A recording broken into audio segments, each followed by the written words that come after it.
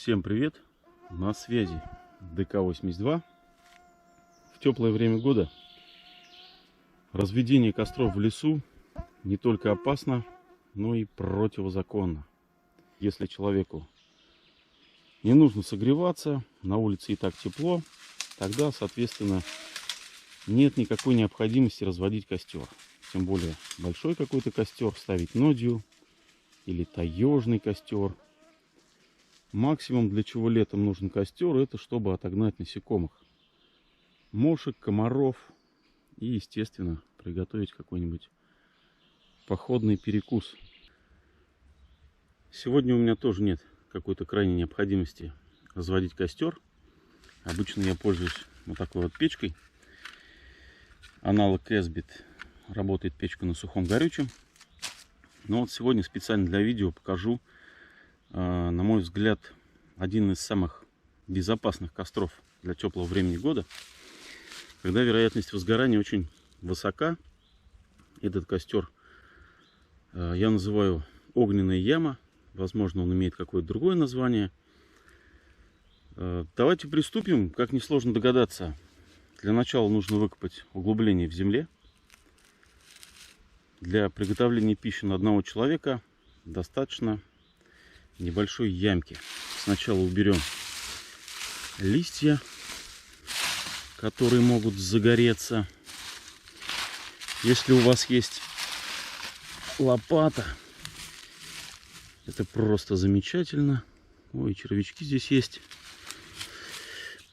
Ну вот сегодня у меня с собой мачете Трамонтино 12 дюймов, самая мелкая в линейке Трамонтино, но мне ее вполне хватает.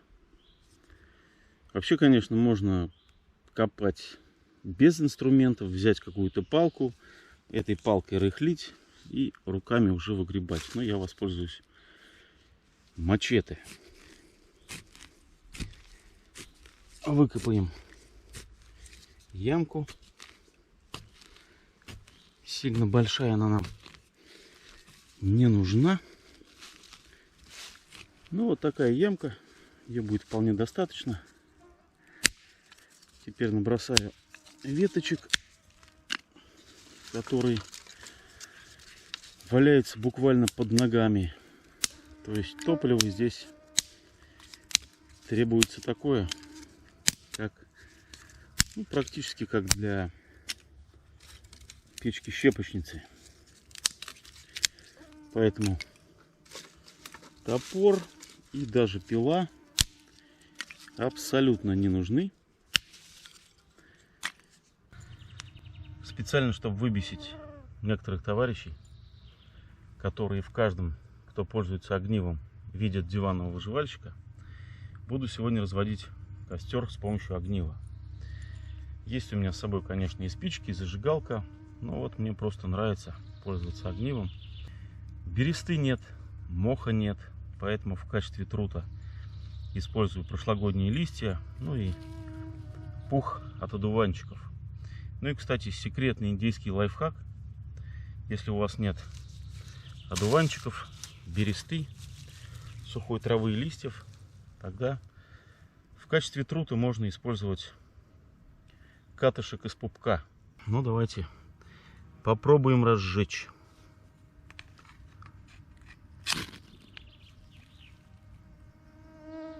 Сегодня взял свой любимый индейский котелок на 1,5 литра. Вот в нем буду сегодня готовить. Сразу наливаем воды. Ну и касательно размещения посуды над костром. Таким вот. Вариантов несколько. Можно взять, к примеру, потолще срубить 2 сырые какие-то ветки. Вот так вот положить. На них поставить котелок. Тоже вариант. Можно взять с собой решетку. Или там парочку шампуров, например. Тоже можно. Но я сегодня воспользуюсь самым, наверное, простым, самым известным и самым, на мой взгляд, универсальным подвесом. Так называемый таежный таган. То есть я просто вот взял ветку, так вот ее втыкаю в землю. Ну и, собственно, располагаю котелок над костром.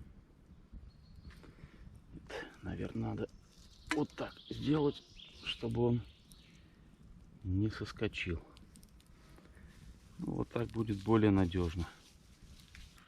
Ну а готовить я сегодня буду, как я его называю, ленивый суп. Ингредиенты самые простые: картошка, морковка, зелень, лук, чеснок. И в качестве мясной составляющей копченая колбаса, сервелат, что ли она называется. Ну еще макароны, куда же без них. Ну, можно ему даже дать какое-нибудь интересное название, типа суп лоботряс для очень ленивых. Блин, а комаров вообще просто жесть какая-то.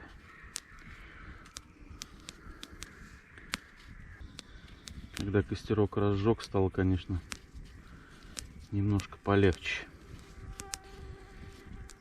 Ну и не перестаю радоваться и удивляться вот этому вот простому ножу Ляг-108. По факту для складного ножа больше ничего и не нужно. Морковка вроде бы мытая, но тоже почистим на всякий случай.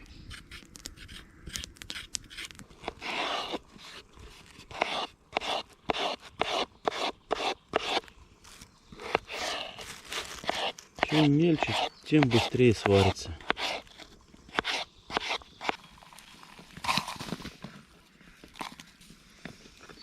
Вот всегда удивляюсь, как некоторые умеют красиво резать овощи. Тут, блин, жара. И так жарко. От костра жарко. Комары грызут. Еще и красиво нарезать овощи. Не сегодня, господа. Когда-нибудь я обязательно это сделаю, когда будет прохладно. Вообще вот вроде летом хорошо, да? Но, наверное, осень и зима для меня такие более предпочтительные времена года. Летом есть свои плюсы, но я жару очень тяжко переношу.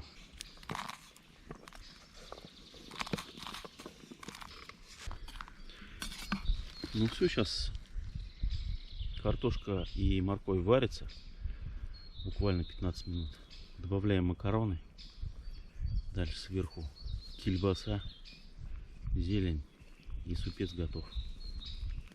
Ну и в последнее время я начал все чаще задумываться о тактикульности, о которой говорят многие каналы, о природе, о походах, о выживании. Ну поэтому на мне сегодня абсолютно тактические дырявые кроссовки, которые в люди уже не оденешь. Абсолютно тактические шорты из бывших тактических джинс. И абсолютно тактическая майка. Ну, тут не поспоришь. Она вся такая камуфляжная, аж сил нет. Ну и главное, это тактические очки на -1. Ну и все, что нам остается, это порезать колбасу и лучок-чесночок. Сообразил не сразу, что вот это вот поваленное дерево, на котором я сидел, можно использовать как стол. И будет очень даже удобно, а не на земле. Мельчить не буду. На большой кусок, как говорится, и рот радуется.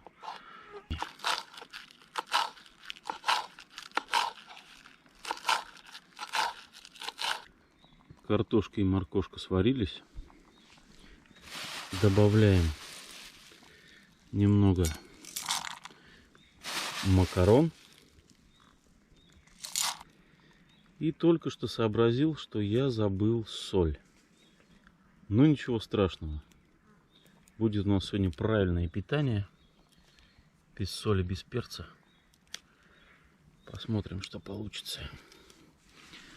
Ну, я думаю, Мишке по-любому понравится. Да, Мишенька? Ну вот, добавил чуть больше веточек. И начало кипеть прям со страшной силой. Так что, господа любители топоров и сложить большой костер, для того, чтобы приготовить пищу на одного, двух, трех человек, достаточно вот такой вот небольшой ямки. Даже если бы этот котелок был на 3 литра, он кипел бы так же весело. Добавляю крайние ингредиенты.